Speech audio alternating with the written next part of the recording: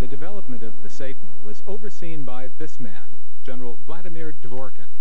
He's Russia's chief nuclear strategist, and on this day, General Butler's host. The two men had met just after the Cold War ended, when they both believed it would be possible to quickly draw down the nuclear arsenals. You know, and I know the history of these matters, and we know the opportunities that were lost. Butler was talking about a moment in 1994 when the Clinton administration had chosen to stay at 3,500 warheads instead of accepting a Russian proposal to go down to 2,000. Today, Dvorkin says little has changed. Every minute, even when we sit here with you. Why? 2,000 warheads of the United States, land-based missiles, are now kept in 30 seconds readiness for launch. 9 or 10 nuclear submarines are constantly at sea. How can that be explained? That was the question we asked of the man who watches over U.S. nuclear policy, Defense Undersecretary Walter Slocum. I think if somebody looking at Russia has to have some concerns about the future stability. And our objective is to maintain a force which is an adequate deterrent against the kind of capability which Russia has.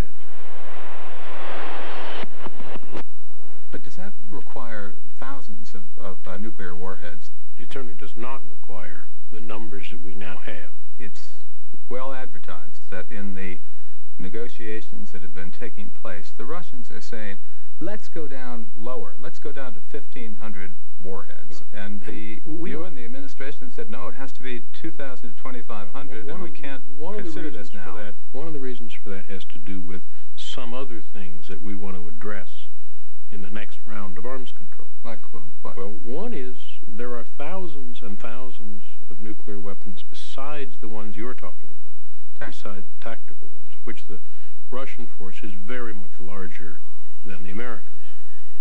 And tactical nuclear weapons, short-range nukes, are just one of the items that Slocum suggests may be as important as those warheads that can reach America.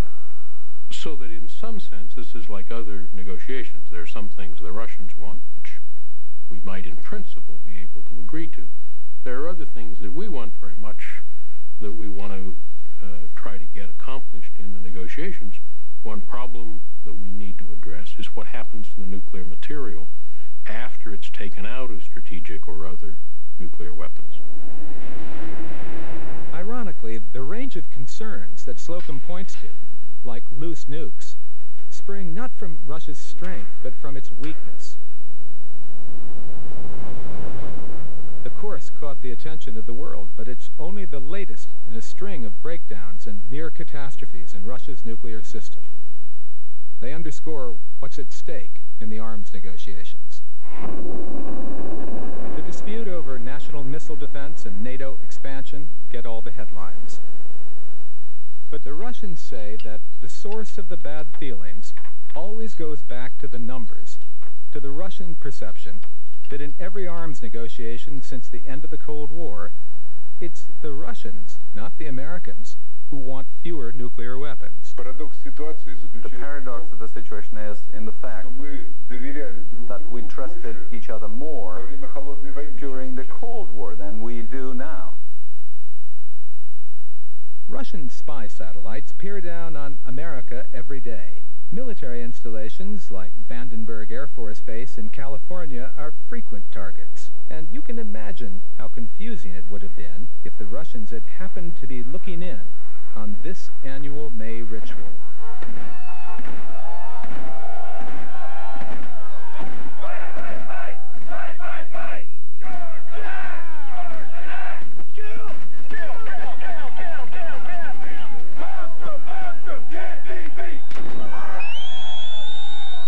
They are missileers from all across America. They've come here to compete in something called the Guardian Challenge. It's an Olympics of sorts for America's nuclear warriors. And they all have the same conviction about why it's so important for them to hone their skills. By being ready and available and having those missiles on alert, we're keeping America safe and free. And you've got no second thoughts about that? Nope. Not if that's what the president tells me to do.